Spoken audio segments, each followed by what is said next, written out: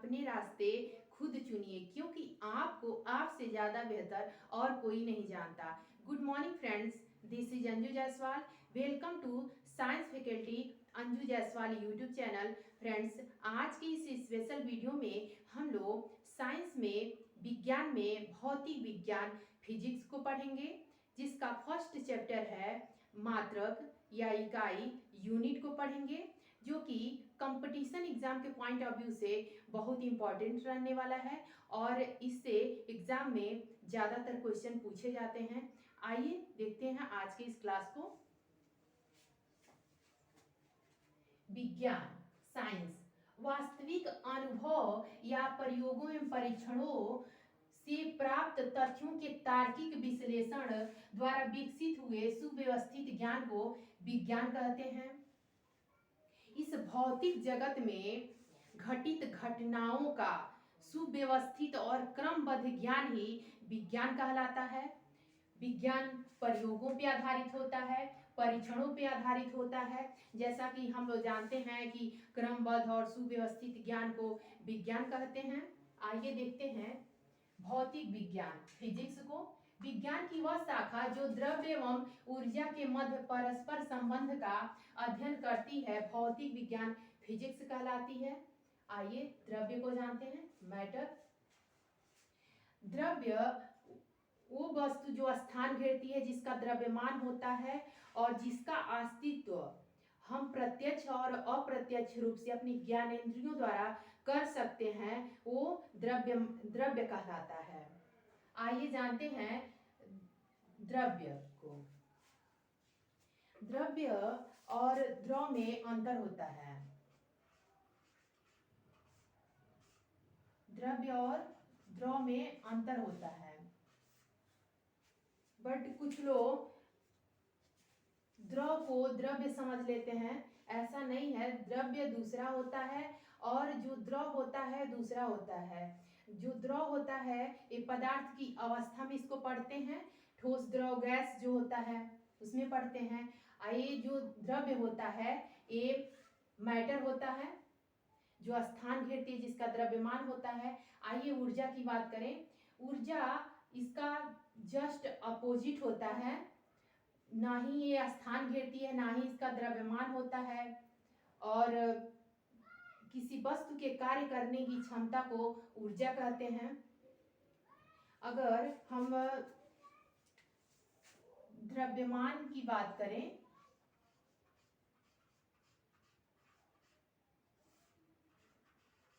द्रव्यमान और भार की बात करें, तो भार और द्रव्यमान अलग अलग होता है।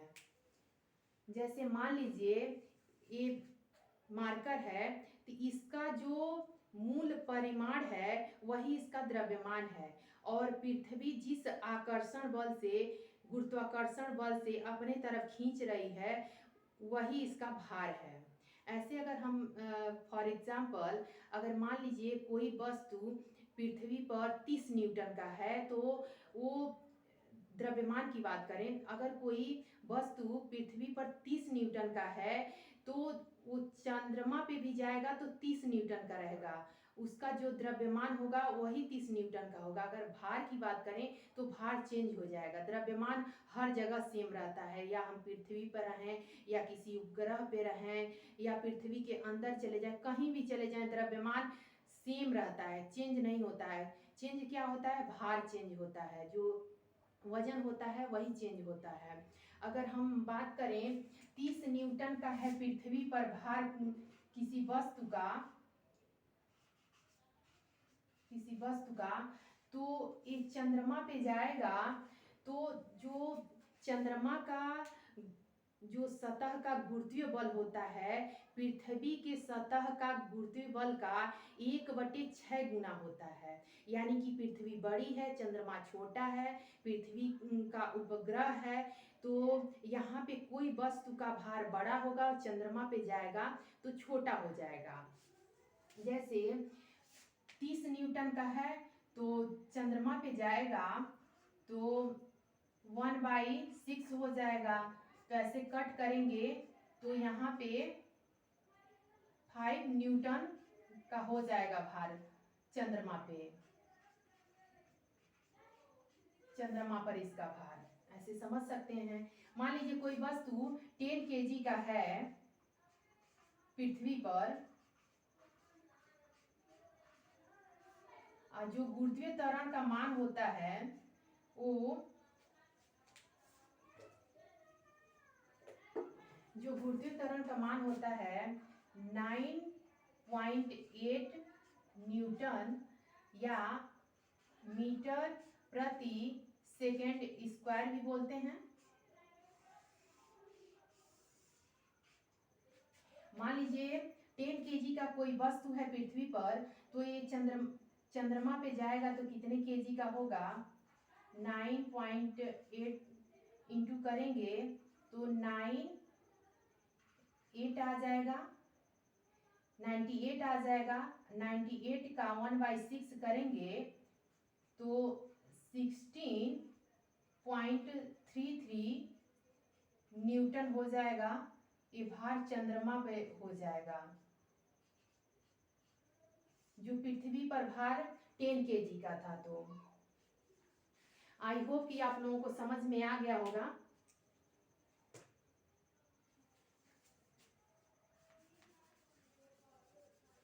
जो हमारा द्रव्यमान होता है हर जगह सेम होता है और भार चेंज होता रहता है। आइए इसी क्रम में देखते हैं।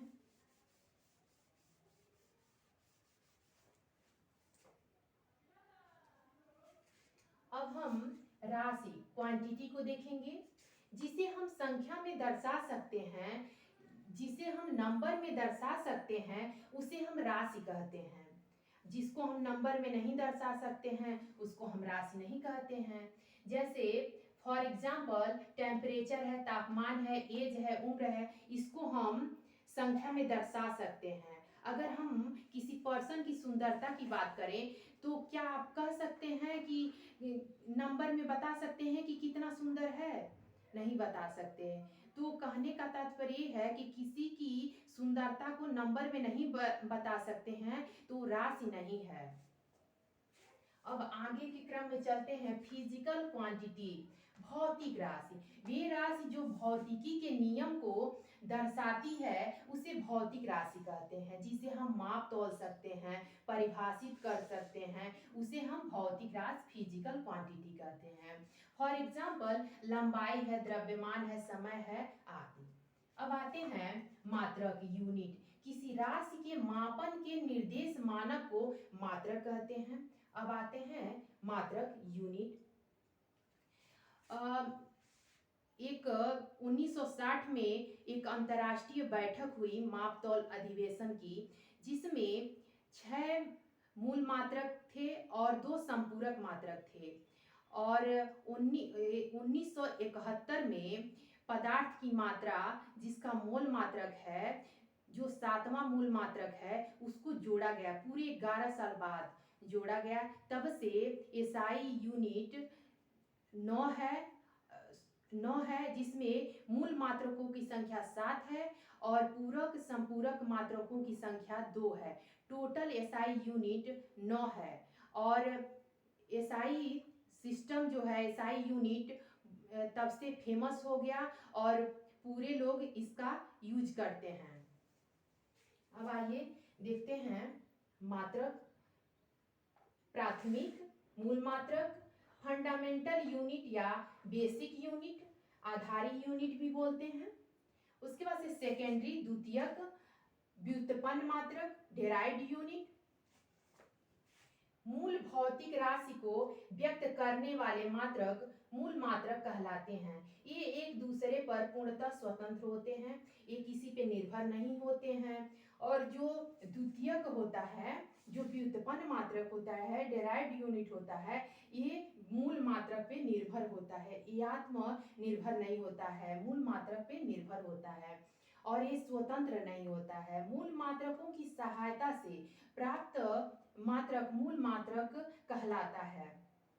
अगर हम बात करें, इसका जो मात्रक होता है 1 होता है, इसका 2 या 2 से अधिक होता है। आगे के क्रम में हम समझेंगे। आइए देखते हैं मूल राशियों को। मूल राशि में लंबाई है, द्रव्यमान है, समय है, विद्युत धारा है, ताप है, ज्योति तीव्रता है, पदार्थ की मात्रा है। अगर हम बात करें लंबाई की तो लंबाई का मीटर होता है मात्रक, जो लंबाई है मूल राशि है और जो मीटर है मूल मात्रक है। ऐसे हम बात करें द्रव्यमान की तो द्रव्यमान का किलोग्राम होता है, जो द्रव्यमान होता है मूल राशि होता है, जो किलोग्राम है मूल मात्रक है। ऐसे हम बात करें व्युत्पन्न राशि की तो व्युत्पन्न राशि में क्षेत्रफल है, आयतन है, दाब है, घनत्व है, चाल है आदि। अगर हम बात करें क्षेत्रफल की तो क्षेत्रफल का मात्रक मीटर स्क्वायर होता है, क्षेत्रफल व्युत्पन्न राशि है और मीटर स्क्वायर व्युत्पन्न मात्रक है। उदाहरण के लिए क्षेत्रफल लंबाई गुणे चौड़ाई है, लंबाई का मीटर है, चौड़ाई का मीटर है, दोनों मिलके मीटर स्क्वायर हो गया। अगर आयतन की बात करें तो आयतन का लंबाई होता है, चौड़ाई होता है, ऊंचाई होता है। तो लंबाई का भी मीटर होता है, चौड़ाई का भी मीटर होता है और ऊंचाई का भी मीटर होता है। तो तीनों मिलके मीटर क्यूब हो जाएगा आयतन का। और इसी क्रम में चलते हैं आगे।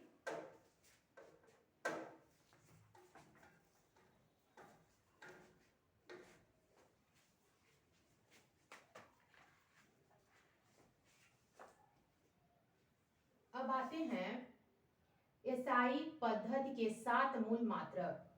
भौतिक राशि, एसआई मात्रक, प्रतीक, बीमा।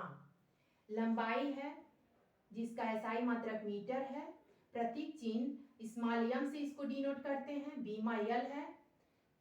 सेकंड है द्रव्यमान, किलोग्राम, केजी है प्रतीक चिन्ह और बीमा यम है। समय सेकंड, यस प्रतीक चिन्ह है, बीमा टी है। विद्युत धारा एम्पियर है, प्रतीक चिन्ह ए है और बीमा ए है। ताप केल्विन के है और बीमा भी के है। ज्योति तीव्रता कैंडेला सीडी है और बीमा भी सीडी है। पदार्थ की मात्रा जो 1971 में जोड़ा गया, आप देख सकते हैं पदार्थ की मात्रा जिसका एसआई मात्रक मोल है और प्रतीक चिन्ह यमोयल है और बीमा भी यमोयल है। अब आते हैं, ये प्रतीक चिन्ह स्मॉल में ही रहता है, आप देख सकते हैं स्मॉल लेटर में ही रहता है। अब आते हैं एसआई पद्धति के दो संपूरक मात्रक, to supplementary unit of SI system. आइए देखते हैं। फर्स्ट है समतल कोण, रेडियन आरएडी, इसको प्लेन एंगल बोलते हैं, इसको कोण भी बोलते हैं। आइए इसी क्रम में समझते हैं। जैसे मान लीजिए ये वृत्त है और इसका ये त्रिज्या है, ये केंद्र है और जो यहाँ पे केंद्र के बराबर चाप ले के परिधि पे जो कोण ऐसे जो केंद्र पे मिलाया गया है चाप के द्वारा और जो इसमें थीटा कोण बना वही रेडियन है, आप देख सकते हैं। ये त्रिज्या है आर और जो थीटा कोण है आप देख सकते हैं थीटा बराबर 1 रेडियन आरएडी होता है। यही जो कोण बना है वही रेडियन कहलाता है। अब आते हैं सेकंड पे, ठोस कोण सॉलिड एंगल, ये घन कोण भी बोलते हैं इसको एस्टेरेडियन बोलते हैं और यस से आर से डिनोट करते हैं। आप देख सकते हैं गोला है जिसका ये केंद्र है और ये त्रिज्या है। त्रिज्या के वर्ग के बराबर इसमें से एक शंकु के आकार का निकाला गया है। आप देख सकते हैं यहाँ पे एक शंकु के आकार का निकाला गया है, सॉलिड है और जो ये केंद्र पे जो कोण बना है वही एस्टेरेडियन है। ऐसे आप समझ सकते हैं, ऐसे गोला है इसको कट करके निकाला गया है और जो एरिया है ऊपर का वो आर स्क्वायर है, आप समझ सकते हैं। ऐसे भी समझ सकते हैं, मान लीजिए ये सॉलिड है, इसको लिए और इस त्रिज्या लिए केंद्र पे गया और जो त्रिज्या के वर्ग के बराबर इसमें से जो शंकु के आकार का कट करके निकाला गया वही जो केंद्र पे कोण बना वही एस्टेरेडियन है। उस सॉलिड होता है जिसका गोले के द्वारा जो जिसके क्षेत्रफल पे क्षेत्रफल पे जो वर्ग के उसके त्रिज्या के वर्ग के बराबर जो इसमें से कट करके निकाला गया है, जो केंद्र पे कोण बना है, वही स्टेरेडियन कोण है। आई होप कि आप लोग समझ चुके होंगे। आइए चलते हैं आगे के क्रम में।